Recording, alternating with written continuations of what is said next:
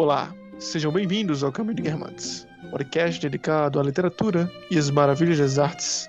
E no episódio de hoje nós vamos falar sobre O Primeiro Amor, do escritor russo Ivan Turgenev. Eu sou Joelson Matias e, de lábios indiferentes, ouvi a notícia da morte. E indiferente, recebi a notícia. Oi, meu nome é Karen e hoje nós vamos falar sobre uma paixão adolescente, quem sabe a autobiografia de Turgenev. Oi, aqui é Hector, e após ler esse livro, as hipóteses que me vieram de repente à cabeça eram tão novas e estranhas que eu nem tinha coragem de me deter nelas.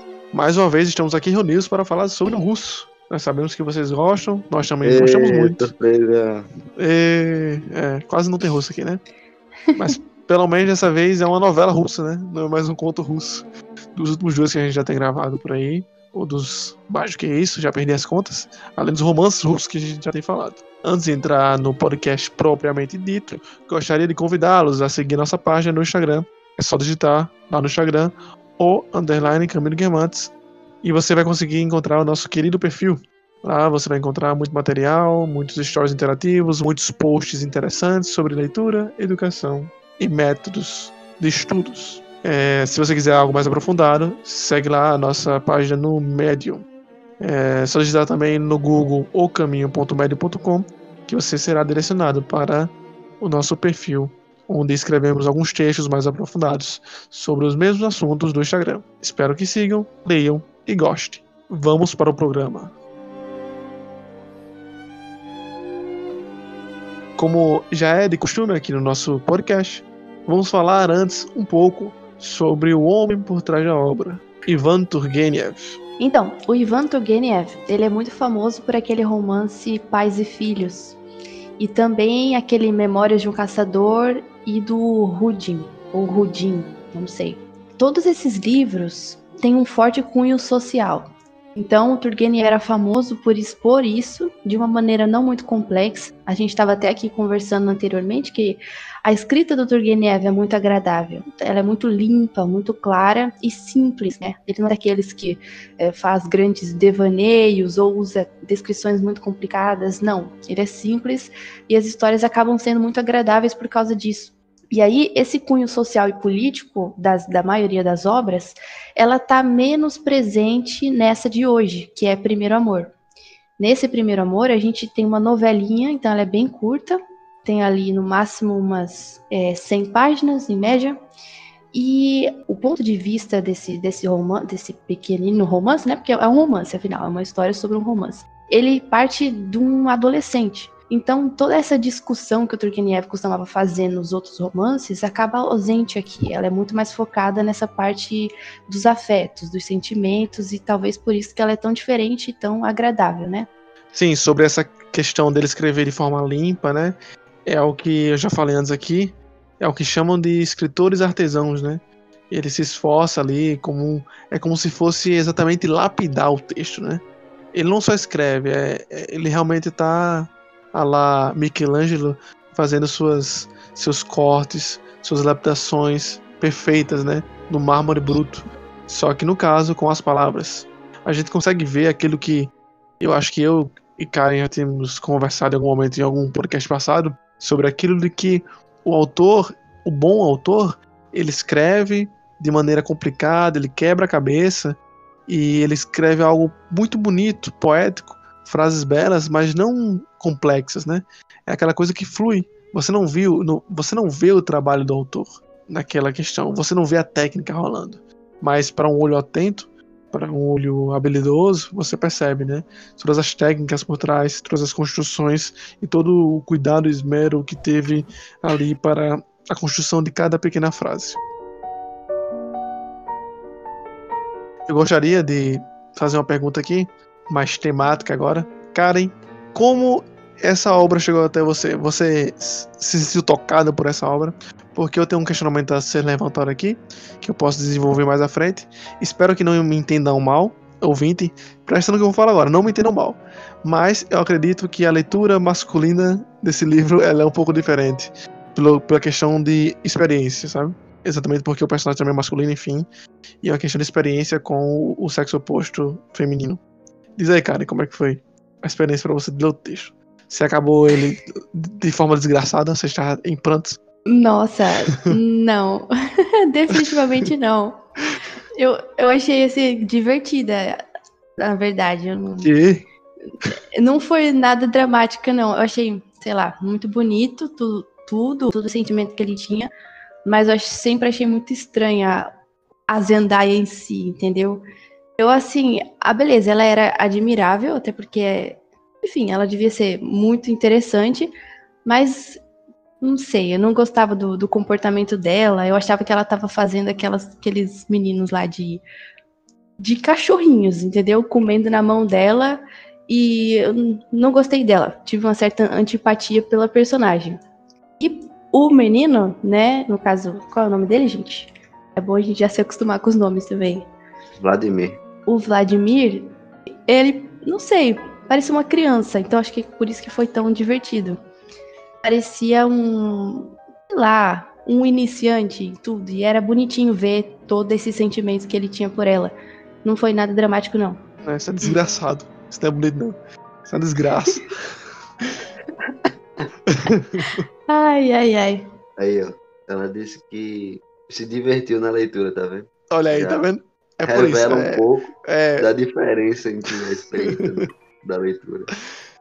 aham. Se Eu tenho divertiu, acho medo que do pessoal pra entender gente errado, era mas. muito mais... Foi mal. Não, vai lá, fala.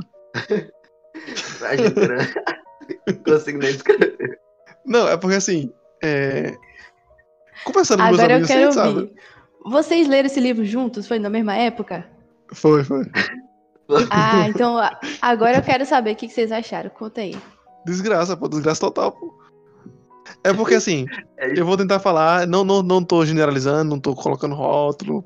Ouvinte, por favor, entenda. Só estou apenas falando um pouco da experiência. E do ponto de vista masculino, certo? No Fábio geral, se pelas defendeu, man. Só tenho que me fala. defender porque senão ele vai me atacar. Mas, posto já Vai as não, vai ressalvas, não.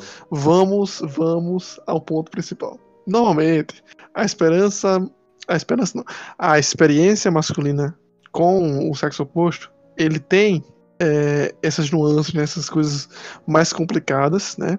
Ainda mais porque o Karen falou agora foi interessante. Ela falou, ele parecia uma criança. Mas, se não me engano, provavelmente eles tinham a mesma idade. Se muito, ela é um pouquinho mais velha. Ou não, ou ela tem a mesma idade mesmo e ela parece ser mais velha, né? Isso me lembra também Capitu, né? Capitu tem a mesma idade que Bentinho. Só que ela parece uma pessoa muito mais à frente.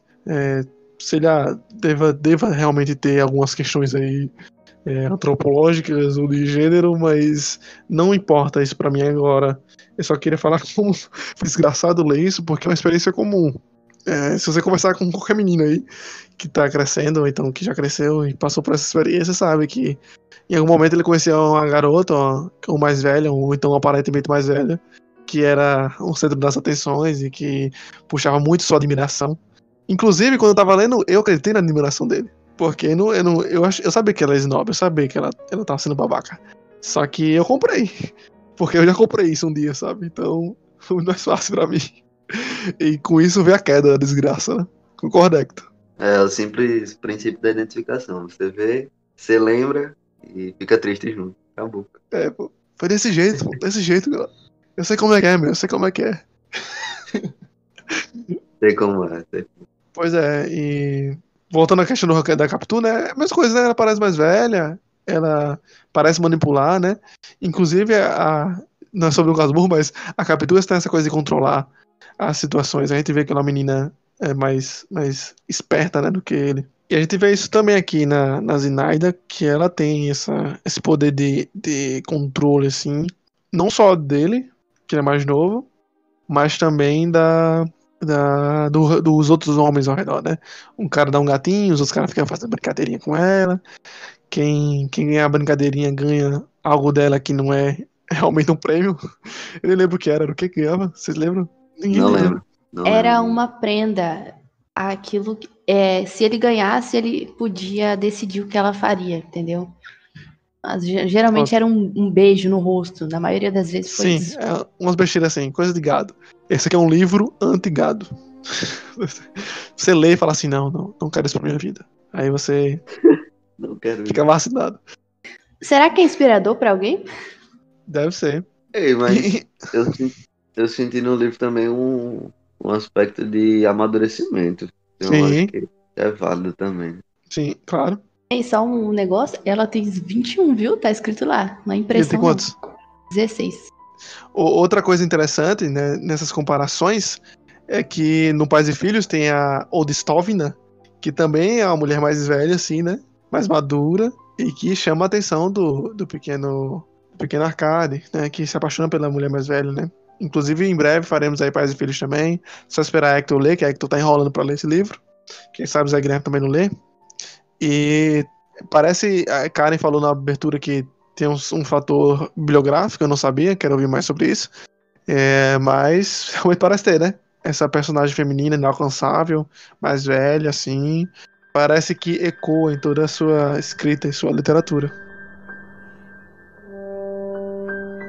Então, de maneira geral, o livro ele começa, né, apresentando uma rede de amigos, entre eles o Vladimir já um pouco mais velho, e eles começam a conversar entre si e começam a perguntar um ao outro, né, como que tinha sido a primeira experiência de relações amorosas, enfim, quando que o primeiro se apaixonou, como é que foi, como era a história, quem era a pessoa. E o Vladimir ele disse que não quer contar oralmente, né, ele quer escrever sobre como que foi a história dele do primeiro amor dele. E aí o pessoal, enfim, não gosta muito da ideia, mas ele vai lá, escreve e fica com a promessa de depois apresentar isso para eles.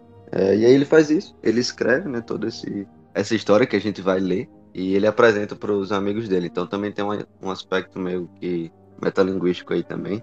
Basicamente tem um personagem apresentando a história dele, sendo que também tem um quê autobiográfico do autor e a gente vai escutando a história junto com os personagens que também estão escutando. E aí, basicamente, a história que ele conta é de quando ele tinha apenas 16 anos e ele se apaixona, né, por uma garota chamada Zinaida. E ela era uma pessoa bem peculiar, assim, em termos de relações, né, com outros garotos, enfim. Ela já parecia ser um pouco mais madura. E aí ela fazia uma rede ali de outras pessoas que ficavam sempre, como o Karen falou, meio que os cachorrinhos dela, né? Então, ela tinha uma rede de Obrigado. garotos também jovens que ficavam, né, sempre atrás dela e também tinham esse sentimento. E aí, ao longo dessa trajetória, a gente vai acompanhando o desenvolvimento do Vladimir e as frustrações, os sentimentos dele de uma maneira muito intensa, né? Uhum. A gente tem aquele aspecto de primeiro apaixonamento, enfim, e a gente vai acompanhando tudo isso com ele. E também vão acontecendo outras coisas paralelas junto com a família dele. Enfim, aí a gente vai comentar um pouco mais à frente. Caralho, eu lembrei agora o plot twist da história e fiquei triste. Lembrou agora, pô? Qual é o plot Cara, twist? é o pai É o dele pai? que. Assim. Menina, eu desconfiei no primeiro sinal. Como Ele assim, falou eu que pô? pensei. viu o pai É, dele não estava em casa. Nossa, logo naquele dia que ela estava no jardim e o pai conversou com ele, aí ele comentou dela e ele olhou pra ela, falou: vixe, vai dar ruim, vai dar ruim. eu, eu, E eu, olha, eu que também. olho cirúrgico. Eu também percebi assim, quase no comecinho, quando começou a ser estranho as coisas. Só que eu estava em negação. Eu falei, não, não vai ser isso não. Vai ser isso. Não, não pode ser isso. Não pode ser isso. Não aceito. Mas voltando àquilo que tu tava falando, não era apenas os carinhas ao redor, os jovenzinhos não, né? Tipo, tem um médico, se não me Uhum. engano, faz um ano aí que eu li. Mas tem Um um velhão de médico. 40 e poucos anos, pô. Isso. Eu Inclusive o pai lembrava, dele, não. né? Tem. Inclusive o cara que dá um gatinho pra ela, tipo um caçador, não lembro. Ele é mais velho que o Vladimir. Inclusive tem um cara que é mais velho, que ele fala assim, ô, me deixa pra lá. Isso aqui é só pra gente que é velho mesmo aqui. Ficar se enrolando com essa menina aqui. Mas deixa pra lá. Vida que segue, vai lá, vai lá, vai lá. E ele, não, vou ficar aqui no cachorrinho atrás dela. Deixa otário. Calma. Os caras, o Ademir, né, do Contos Acadêmicos, indica Madame Bovary, Primeiro Amor e Lolita. As caras tá chamando de Trilogia da Desgraça. Realmente, só frustração. Pois é. Mas aí, durante a história, a gente vai vendo pouco a pouco, bem à la Balzac, né, cenas da vida privada russa, tanto dessa família nova que chegou, que é a família dessa menina, e a família dele, que já estava ali estabelecida, enfim. E a gente vê uma diferença também de classe, né? Parece que a família do Vladimir, ela está bem acima da garota, né? Mais uma vez, é possível fazer essa comparação com Dom Casmurro. Não tô dizendo que Machado se inspirou nisso, não, né? Mas pode ter sido. Mas é só que é uma questão universal, né? Não, pelo menos não universal, é arquetípica ou uma experiência comum, né? Do imaginário mais da parte masculina, né? E dela, da garota mais pobre, enfim, e mesmo assim ela conseguir contornar toda a situação. E por isso mesmo ser tão esperta, né? Se eu não me engano, tem coisas com princesa, né? Ela é da família que se diz de princesa, é isso? Isso, exatamente. A mãe, na verdade, ela é a princesa Zaciekna, alguma coisa assim. Mas na Rússia, esse príncipe e princesa era só um título de nobreza que equivalia ao de duque. Duque, duquesa, príncipe e princesa. Então não tinha nenhuma relação com a família real. Que em algum Entendi. momento da vida ela esteve nessa posição, entendeu? O nome fica com ela para sempre. Sim. Mas ali a gente vê que ela tá em decadência, né? A família está em decadência. Sim, sim. Ela era Inclusive, viúva e foi com a filha pra lá, né? Era só as duas. isso, só as duas. E o empregado, parece. Eu só sei que aquela mulher é muito chata. É isso que eu me lembro. Que é uma mulher, É assim, extremamente chata e desagradável. meio desnaturada também, né? Porque deixava um monte de quarentão lá em volta da filha dela, gente. Mas ela era É. meio, não sei, é decadência mesmo, decadência não só social, porque ela parece que ela tá ali fugindo, né? Essa princesa aí tá ali fugindo de alguma coisa. Ela foi pra um lugar reservado. Pelo menos eu imaginava assim, que era tipo um quintal bem grandão e duas casas vizinhas, uma de frente pra outra, mas não necessariamente tão próximas. Só que era um lugar bem fechado, não sei por que eu pensei nisso. Uhum. Tipo, Parece que tem um jardim no meio, né? Entre as casas. Me lembra muita Proust. árvore em volta. Parece um lugar bem reservado. Isso. Mas aí, só para aproveitar, deixa, né, para explicar o que eu falei sobre autobiografia. Na verdade, quem falou isso foi o Rubens Figueiredo, na introdução do Primeiro Amor, na edição da Penguin. Ele só comenta que, provavelmente, na infância do Turgenev, ele passou por alguma coisa parecida com isso, com o pai, a mãe e a vizinha, envolvendo essas três esferas aí do círculo familiar dele.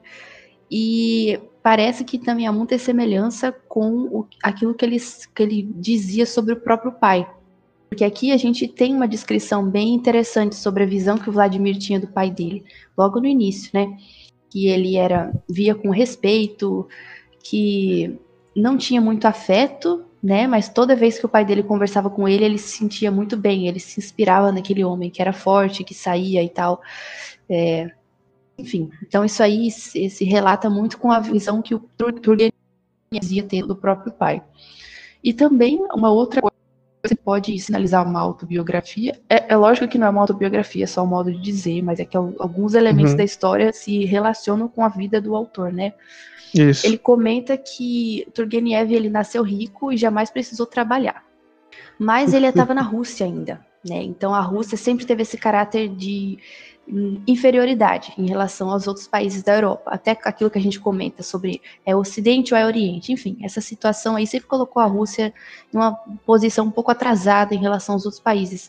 E ele parece que a partir de 1843 passou a viver uma vida dupla entre Paris, ou seja, o centro altíssimo da sociedade cultural da época, e a Rússia, porque ele conheceu uma cantora de ópera, ou seja, mais um elemento aí que colocaria ela numa classe acima, digamos assim.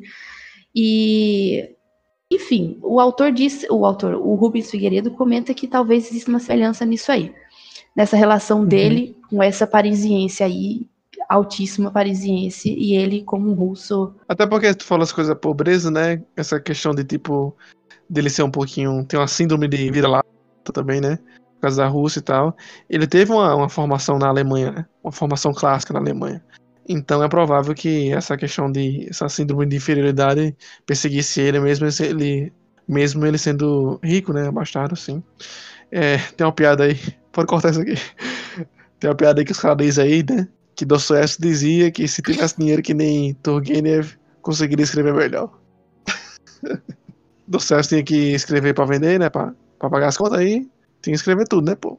O cara era riquinho aí, filho de papai. No trabalho Verdade. e tal. Pô, Não só no tem que ócio. escrever o.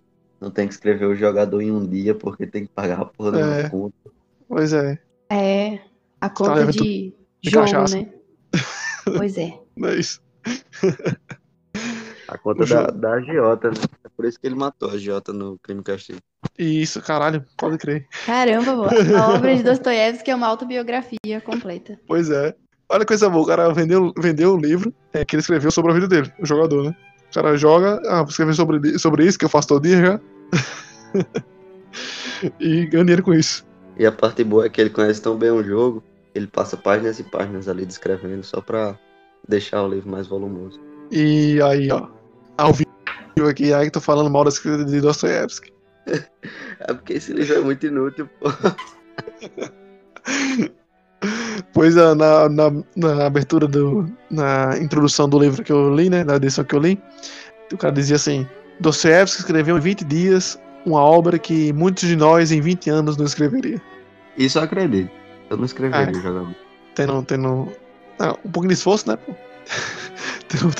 Talvez Tendo em vista, você consiga ainda, Gelson. Você tendo em ainda vista no futuro. o cidadão médio mundial hoje em dia, realmente é difícil. Mas não sei não. Mas aqui a gente não tá aqui pra criticar Dostoiévski, não. Vamos focar no livro. É legal essa relação aí também de idealização, né? Não sei se dá pra gente dizer que é uma crítica a essa idealização que a Europa promovia por causa desse romantismo. Aliás, o livro foi escrito bem cedo. Deixa eu ver aqui. Quando é que é isso? 1800 e... perto de 1860, mais ou menos. Isso aí, essa época. 60, 70... E ainda era a época do romantismo, né? Ainda tinha muita influência do romantismo alemão. E talvez seja uma crítica a isso, não sei. Porque o menino é muito novo e no final é uma desgraça. Todo o livro é bem idealizado, mostra realmente o sofrimento do menino construído em cima dessa imagem da menina, que era bem falsa, né? Mas enfim... É ruim ver tudo como crítica, mas de certa forma é uma expressão. Se não for crítica, é pelo menos um retrato dessa idealização exacerbada. Sim. Acho que tá no mesmo movimento ali, como a gente já falou. Você falou que alguém falou em carta de Flaubert. Flaubert e ele eram amigos e estavam na mesma linha, assim, né? O próprio Flaubert fez a Madame Bovary, que criticava, né? Não criticava, mas expunha essa questão do romantismo, né? Da menina romântica, né? Engraçado, né? Enquanto a gente vê o romantismo do ponto de vista feminino em Flaubert, a gente vê o romantismo do ponto de vista masculino em Turgenev, né? Quase sendo um contraponto aí que se complementam. Eu acho que os dois trabalham muito bem expectativa e realidade, né? Isso. Então, principalmente no Madame Bovary, a gente tem uma decadência, por assim dizer, uma vez que se cria uma expectativa muito alta sobre como vai ser tal situação, tal circunstância, e você nunca consegue atingir essa expectativa. E aí, no mesmo ponto, a gente tem o Vladimir aqui, sofrido por conta das expectativas que ele tinha com a... Como é o nome? Zinaida, né? Zinaida. Só que aí eu acho que um ponto forte aí, a gente tem, pelo menos no Primeiro Amor, um desenvolvimento que ele caminha para uma superação do personagem frente a todos esses sentimentos, o entendimento, a resiliência que ele vai ter. Claro que a maior parte do livro é ele glorificando e colocando a garota no pedestal, mas ali pro final, e principalmente pelo que a gente vê no início do livro, que é ele mais velho contando sobre essa história, a gente vê que tem um quê de aprendizado ali, né? Não foi simplesmente aquela ideia vulgar de ser apaixonado, essa coisa da idiotice. Ele entende a importância daquilo e ele, de certa forma, ele não se arrepende, né? Acho que tem esse quê também. Diferente do Madame Bovary, que eu não sinto tanto essa pegada de aprendizado. Eu sinto que no Madame Bovary é muito mais várias frustrações em sequência do que um aprendizado contínuo. Sim. A personagem ainda acaba a história, né? Não vamos já spoiler, mas acaba a história ainda no erro, né? É como se o ciclo não fechasse, entendeu? Uhum. Karen, você falou sobre romantismo e crítica, né? Só que eu acho que o finalzinho, ele dá uma pegada assim no romantismo mais uma vez, sabe? Que chega a ser mais desgraçado ainda, né? Porque no final você vê que ele ainda tem aquela vontade, né, de revê-la. No final ele vai no hotel, né? Ele vai em busca dela. Desculpa, ouvinte, isso ainda não tá sendo cronológico, mas estamos partindo do pressuposto que você já leu. Então, no final, ele vai pro hotel lá, onde dizem que ela tá hospedada, né? Ou alguma coisa assim. Não lembro, faz mais de ano que eu li. Como se fosse desculpa, mas é isso. Ele vai num lugar lá onde deveria ter a notícia dela e descobre-se que ela morreu, né? E isso dá um peso maior e vem aquela frase que eu falei lá no início, que é que ele coloca lá tipo um epígrafe lá. Um epígrafe não, uma citação de um verso lá, que é de lábios indiferentes recebi a notícia da morte e indiferente recebi a notícia. Ele fala sobre esse amadurecimento, inclusive esse amadurecimento citado por Hector me parece ser simbolizado, ou pelo menos concretizado para nós nesta frase, que ele superou, né? Inclusive ter que superar a morte agora não seria um luto romântico dessa vez, mas ainda assim é um final ultra romântico, a lá Helena, para quem leu Helena. Karen leu e vai entender o que eu tô falando, mais ou menos, a minha linha de raciocínio aqui, de ter um romantismo ainda nisso, sabe? É aquele romantismo realista. Sim, sim. E fica até, é um bom final, acredito, porque junta esse romantismo com esse amadurecimento dele, então fica uma coisa bem bonita mesmo. Tava tentando voltar aqui no final pra ver se se tem alguma menção de casamento, porque algo me diz que ele era solteiro até essa reunião entre os amigos. Não tem essa informação. Não lembro disso. Não lembro. Não sei se tipo, ele era casado, tipo, tava pensando nisso, né? Engraçado até pensar nisso. Eu e Hector, foi o primeiro livro que a gente leu juntos no início da pandemia. Faz quase um ano isso. E a gente combinou de ficar lendo um livro e assim começou a pensar sobre o podcast, né? E estamos aqui, resumidamente.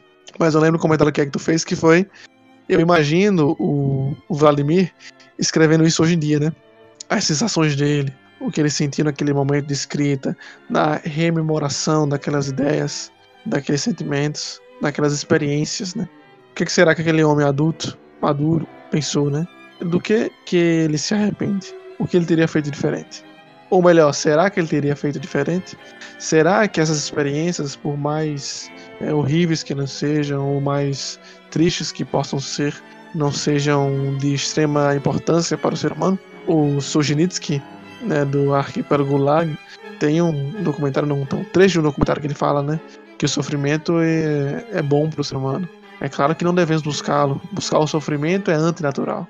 Mas há no sofrimento uma característica de evolução, de superação, de transformação e amadurecimento. Com certeza. E isso fica claro até no próprio final do livro. Porque assim, pensa só, o sofrimento do jovem Werther, eu estava tentando fazer uma relação entre esses dois romances, porque são muito parecidos, né? Os sofrimentos do jovem Werther foram escritos pelo jovem. Então a gente vê as cartas. Então o olhar que a gente tem ali é o mesmo olhar do personagem, é o mesmo olhar do eu lírico, de alguém jovem e imaturo que, enfim, é um reflexo. O olhar é o mesmo, né? Porque é como se fosse em primeira pessoa.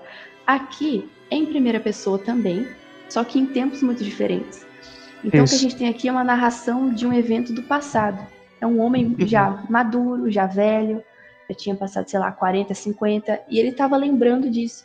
Então, a perspectiva aqui é diferente. A gente entende que tinha uma idealização, ele consegue descrever isso muito bem, tanto é que a gente entra na história e imagina que está ouvindo isso pelas palavras de um jovem mesmo, mas quanto mais perto do final, mais a gente é levado para a realidade, que é um senhor já escrevendo isso, já maduro.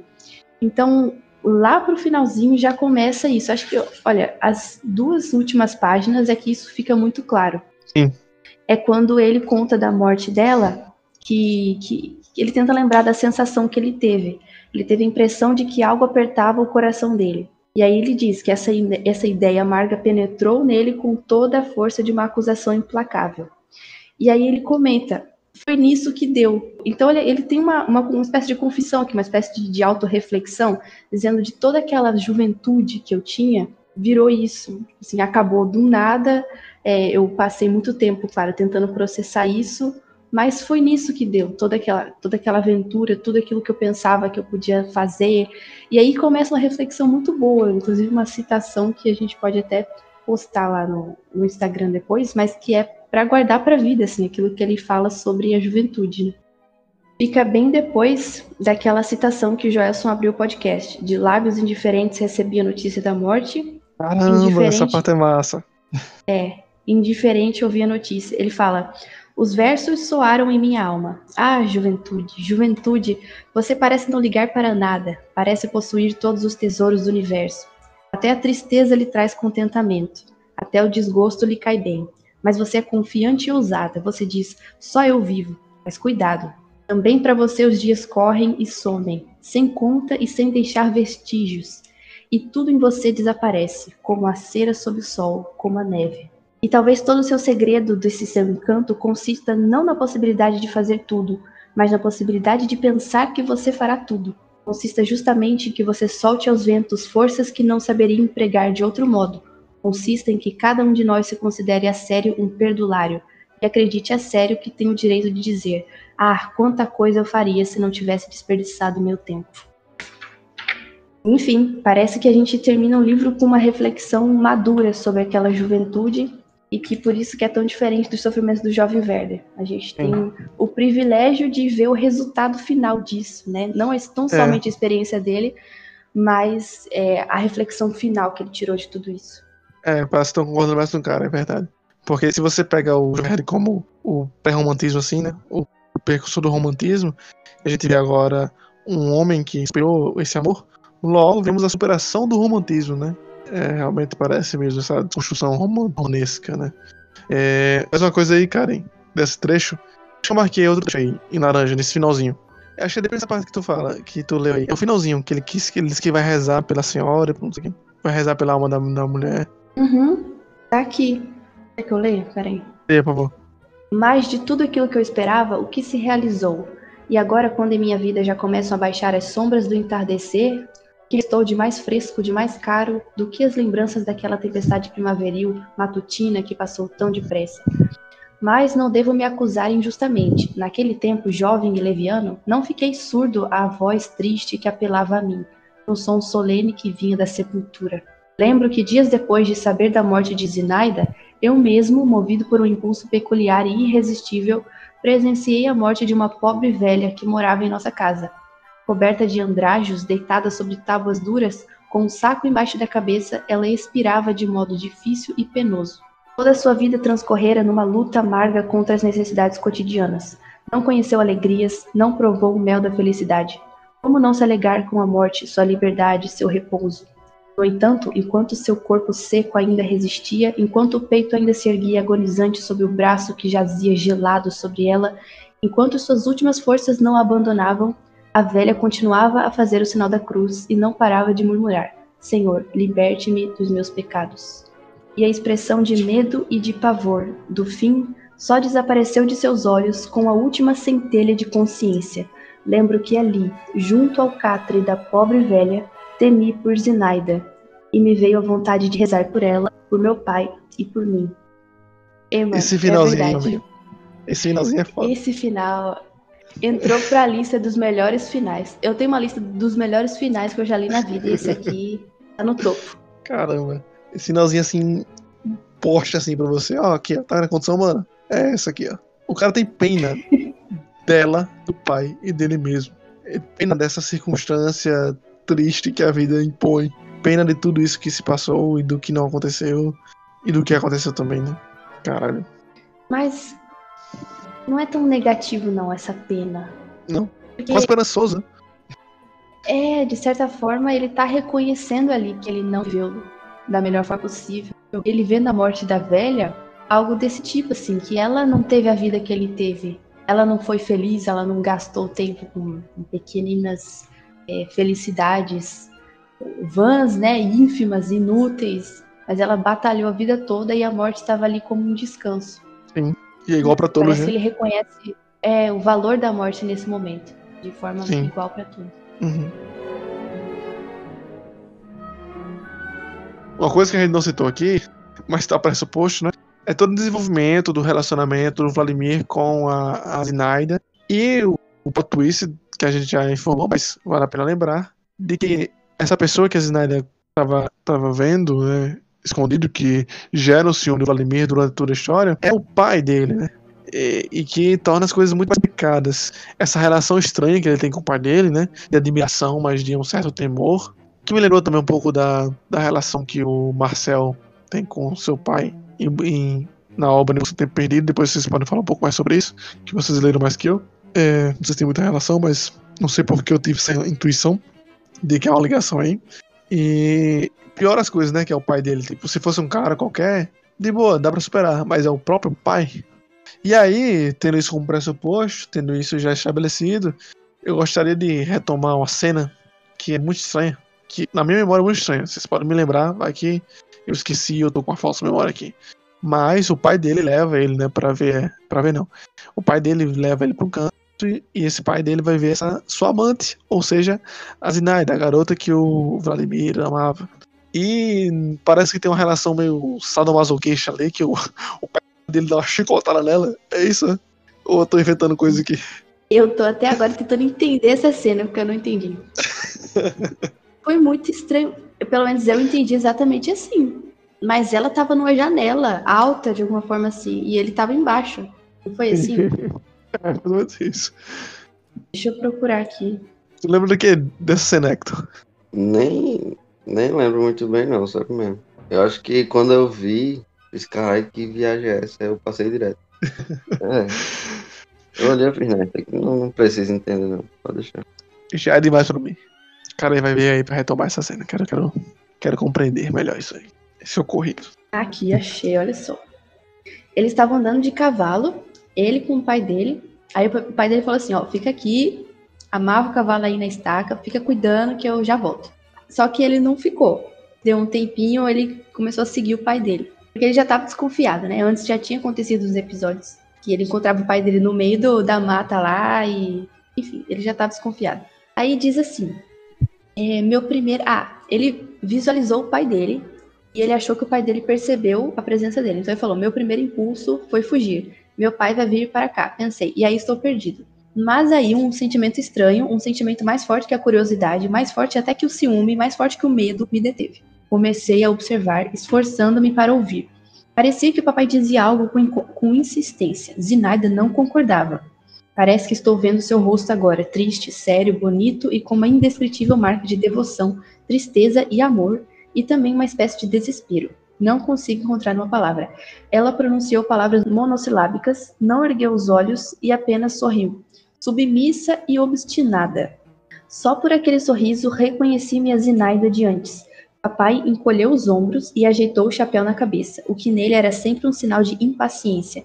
Depois ouvi as palavras, em francês. A senhora deve separar-se dessa reticências. Provavelmente o pai dele mandando ela se separar da mãe. Zinaida ergueu a cabeça e os ombros, estendeu o braço. Ela estendeu o braço. De repente, diante de meus olhos, ocorreu algo inacreditável. Meu pai, de modo brusco, levantou o chicote com o qual fustigava a poeira das abas de seu casacão e ouviu-se um estalo cortante naquele braço. Mal consegui me conter para não gritar, mas Zinaida teve um sobressalto. Fitou meu pai em silêncio e lentamente ergueu o braço aos lábios e beijou a cicatriz vermelha. Meu pai jogou o chicote para o lado e, subindo às pressas a escadinha da porta, entrou na casa de supetão. Zinaida deu meia volta e, depois de estender o braço e erguer a cabeça, também se afastou da janela. Piorou. Sim. Minha lembrança era melhorzinha. Ficou pior ainda. Se trata O negócio foi de feio. uma relação estranha. Mas é isso aí. Entenda como quiser. Mas é estranho mesmo. Mas, mesmo assim, tem uma coisa nessa... Pode ser até uma conexão forçada ou não. Mas fico pensando, né? É quase um alento pro Vladimir ver que aquele relacionamento não daria certo, sabe? Tipo, não daria certo com ele, mas também daria certo com seu pai. Ele já perdeu. Mas com o pai dele também não daria certo. aquela coisa, a relação que eu queria fazer, aquela coisa de Romeo e Julieta mais uma vez, né? Prazeres violentos têm finais violentos. E nada mais simbólico do que uma chicotada no braço pra demonstrar essa violência, né? Que com certeza acabou com tragicidade. Não a tragicidade shakespeariana de Romeo e Julieta com a morte, mas pelo menos com o fim daquele amor complicado, aquele amor difícil entre uma jovem e um homem mais velho. Às vezes eu me pego pensando em algumas histórias e como essas histórias são muito mais interessantes, pois não caem em caminhos óbvios. Partindo primeiramente da abordagem e da visão que se escolhe para se contar tal história, né? Você vê uma história assim, né? Tipo, de um filme que conta a história de uma menina que conhece um menino. E esse menino tem uma história tal. E você vê que, no geral, o caminho mais óbvio seria contar a história desse menino que conhece essa menina, né? Pois a menina teria uma história menos interessante.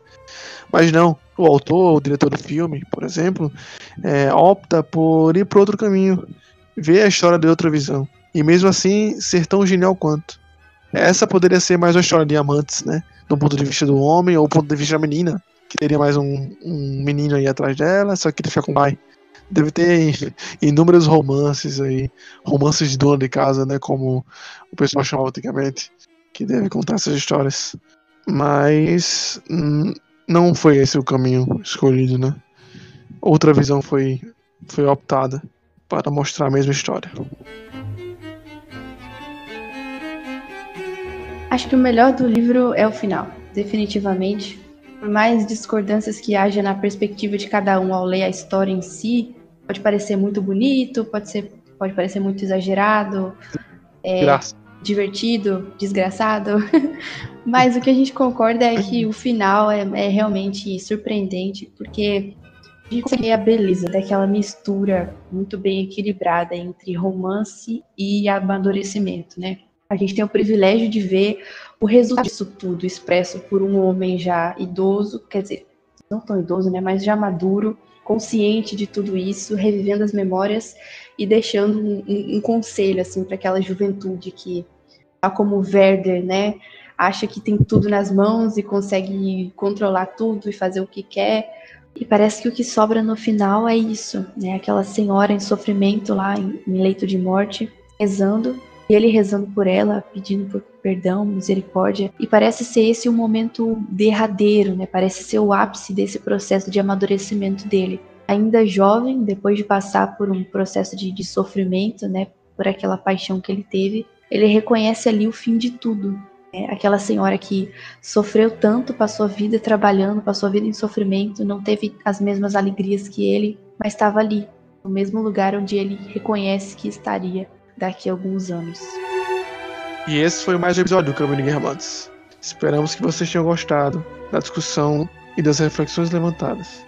Esperamos que vocês tenham curtido essa história extremamente desgraçada. Até a próxima semana com mais um livro, com mais um tema e muito mais literatura.